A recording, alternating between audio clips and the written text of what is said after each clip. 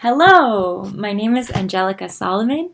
I am a poet and a performer here in what is colonially known as Vancouver, BC.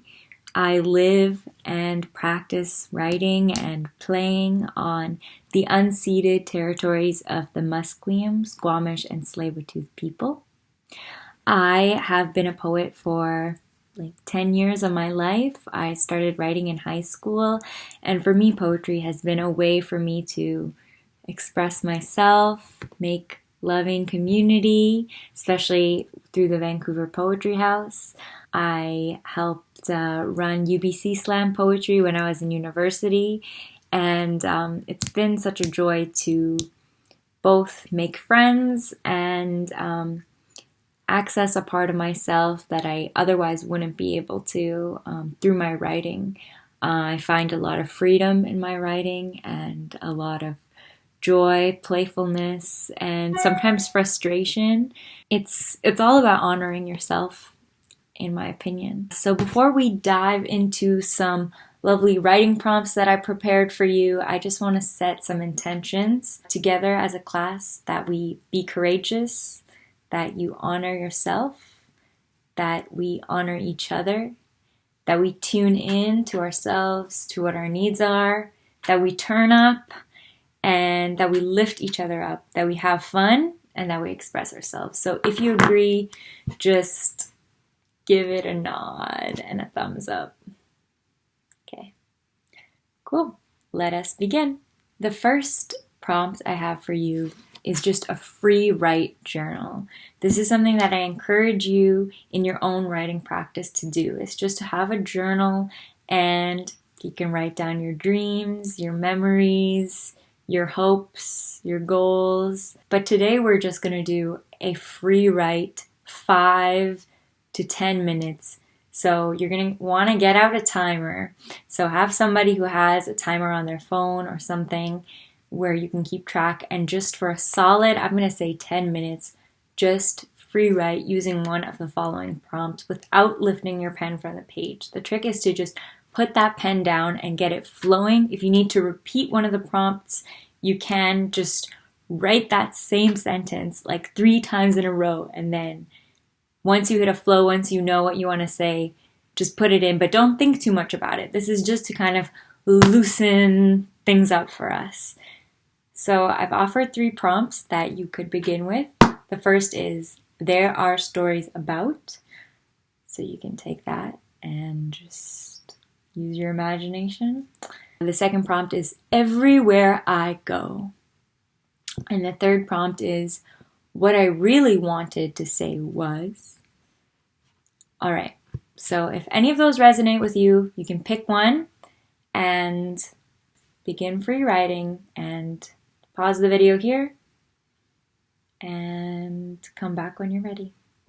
Welcome back. How was that for you? You can nod, maybe give your neighbor a thumbs up or a little wobbly hands if it was uncomfortable for you. Maybe it was bad, and that's okay. It was just a free write. We're just getting our juices flowing.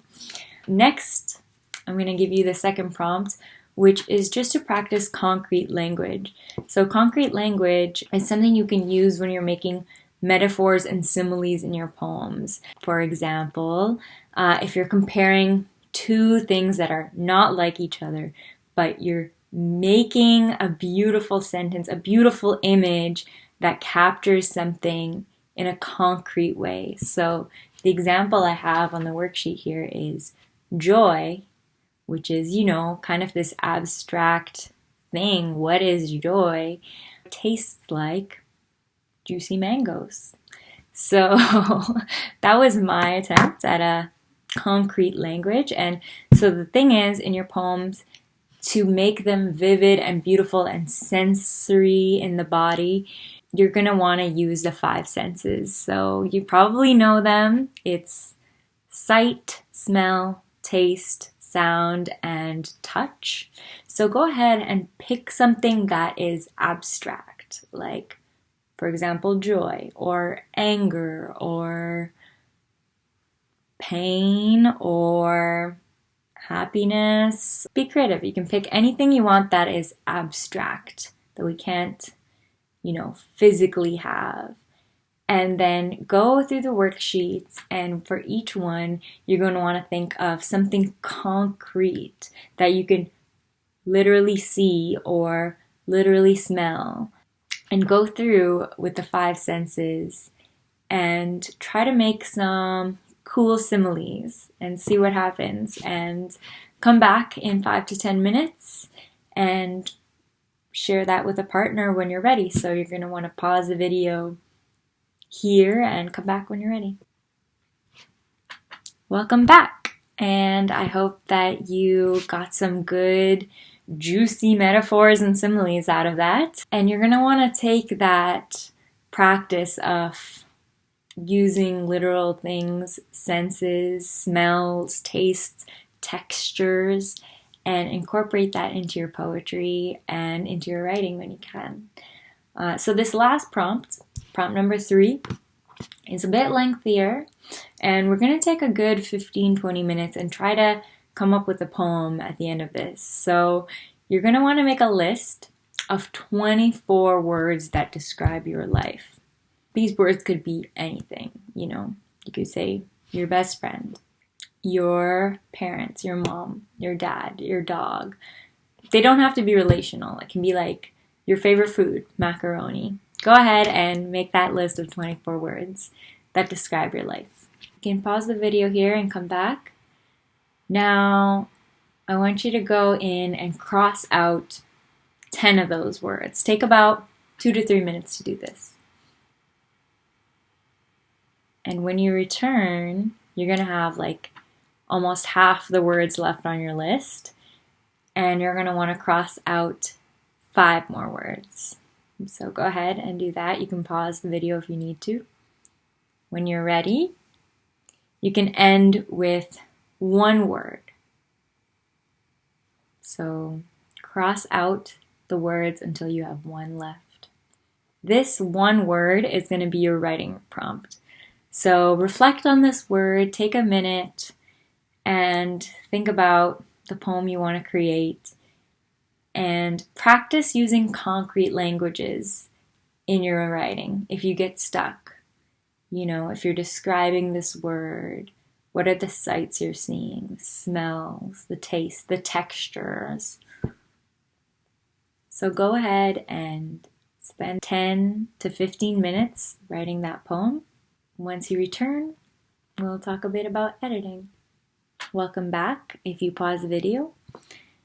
So if you have written something that you feel good about, or if you've written something that feels kind of random, all of that is good and welcome. This could be a potential poem that you feel like you might want to edit and speak and share with other people. And I just want to offer you some tips on how you can refine a poem that feels kind of new and kind of fresh into something that feels like it's had a lot of thought behind it. And there's 4 simple things that you can do. And I learned this tip from my friends Jillian, Christmas, and Lucia Mitch, who I've done workshops with. And it's the 4 questions you can ask when you're editing is there something you want to take out? So go through your poem, read it, and maybe make a little star next to something that you might want to scrap out of your poem.